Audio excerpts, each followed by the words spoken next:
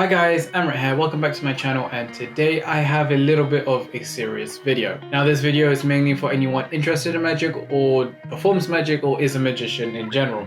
Now in order for this video to kind of make sense, you kind of need to come along on a little thought experiment with me, and I'll explain as we get along, but just stick with me for a second. Now the other day I had a weird question kind of just pop into my head, and it was basically, how long would it take for everyone in the world to have experienced some sort of magic? Now to answer this question, we need to set a couple base rules. Firstly, we need to come up with a number of magicians there are in the world, just as a base number and something we could base our calculations off of. Secondly, we need to kind of assume that one magician is going to be performing for one person. We're also going to assume that every performance is give or take 5 minutes long. The reason I chose 5 minutes is I was going over my footage the other day from past videos from past times me and my friends have gone out to do street magic, and generally speaking they were anywhere from 4.5 minutes to 6 minutes long each. So because of that, I feel like assuming that every performance, or on average every performance, is going to be roughly 5 minutes long is a fair estimate to set. Now to kind of answer the first point, we're going to assume that there are 1 million magicians in the world right now. Why? Well, it's difficult to come up with a number into how many magicians there are right now. If you look at big people like Chris Ramsey, Dynamo, and David Blaine, let's just say, they definitely have followers in the millions. But that being said, not everyone who follows them is a magician, and not every magician follows them. So roughly speaking, I feel like 1 million magicians or 1 million people who could do magic and go out to perform magic is probably a fair number to assume. With all that being cleared up and out the way, let's get into the maths. Now, the current world population is roughly slightly over 7.8 billion people. Now, that's a lot of people for 1 million magicians to perform for. And well, these calculations are gonna kind of show that. And if you do the math, 1 million magicians will take roughly 27 days of continuously doing magic without stop, without eating, without sleep, to perform for all 7.8 billion people in the world. Now, right off the bat, that is an insane amount of time to perform for everyone. It may not sound like a lot. 27 days honestly is just roughly a month. So a month of continuously doing magic may not sound too bad, but if you go back to the first few videos of this channel, they're videos of me doing magic at a society fair. I was president of the QMUL Magic Circle. So it was just a society me and a friend started running at Queen Mary University. Now in this fair, I had to perform magic for 2 days straight. I think it was from 9 or 10 a.m. all the way till 4 p.m. And let me just say, I was exhausted. At the end of the 2 days, I had basically lost my voice. I was tired as all hell. And that's with sleep in the middle, us eating every now and then. I was in that shape. Now, doing magic for 27 days in a row, that would kill a man. Now let's change it up a bit. Now let's assume that these 1 million magicians are gonna go out and perform as a job. So from 9 to 5 every day, they go out 5 minutes each person and go and perform. Well, with that kind of factored in, it will take 81 days for all 1 million people to have performed for everyone in the world. 81 days is definitely a long time. It's just over 3 months, and this obviously isn't assuming that you do magic in groups, like for a group of people. And generally speaking nowadays, if I were to go out and perform street magic, I would at least be performing for 2 people. And it's also not including social media or TV. So you can perform magic, put it on YouTube, and have millions of people see it. Now let's go back to the question, why am I bringing all this up, and why did we just go through this thought experiment? Well, the other day I was thinking of my journey from first starting magic, picking up a deck of cards and learning a few basic tricks, to now where you could give me any deck and I could probably perform something. As every magician would say, they have come a very long way. And the biggest factor that plays into you becoming a good magician is purely just practice. As a magician, there's 2 different ways you can practice. You can practice in front of a mirror, you can practice sleight of hand, you can there's that type of practice. There's that umbrella of practicing where you're just practicing moves and just getting the hard work done. That being said, the other form of practicing is actually being able to perform and going, and the only way you are going to practice that is by going out and performing for people, for friends, family, street magic, whatever. Going out and performing is the only way you're going to get better at magic, and full stop, end of story. Now, why is this a problem? Why am I bringing this up? Well, because of the virus. I feel like street magic isn't going to be the same.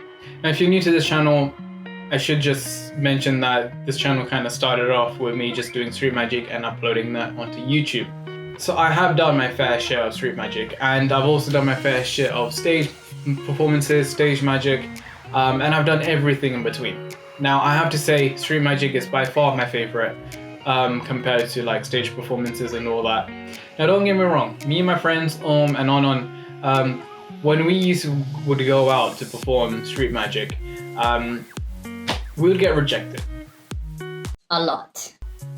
And it's just something we got used to. Not everyone is interested in magic. Not everyone has the time to see what you're doing. Someone's probably going from A to B. And we eventually, we're still scared of getting rejected. Everyone's scared of rejection. But that type of rejection was for a different reason. That type of rejection was, oh, I'm busy, I do this, I'm not interested.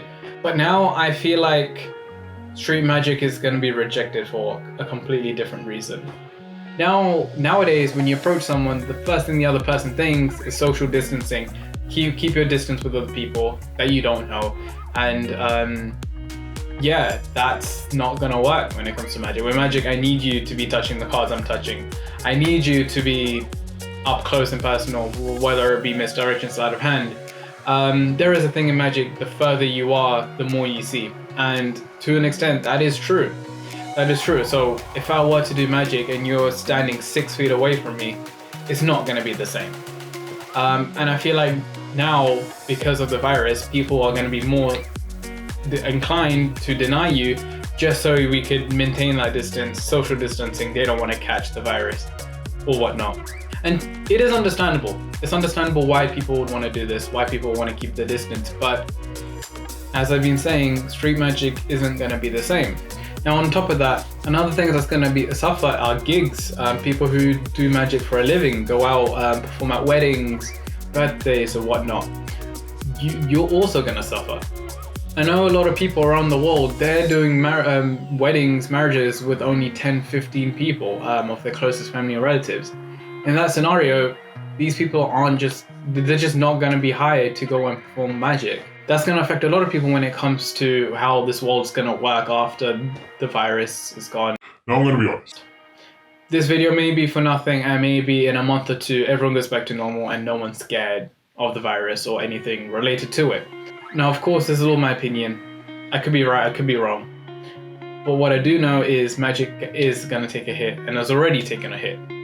From now on, if you want to get into magic, camera magic or social media magic is going to be the way forward.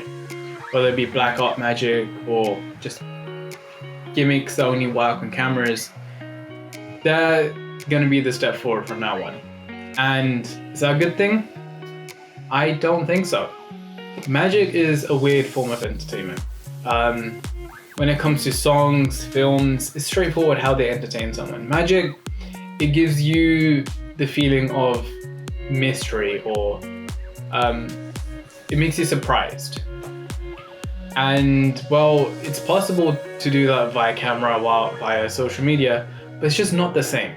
Seeing something in real life and seeing something on a video on the internet is never going to be the same. People will always accuse you of camera tricks or visual effects or whatnot. And magic face to face is so much more natural, so much more, it's just so much better.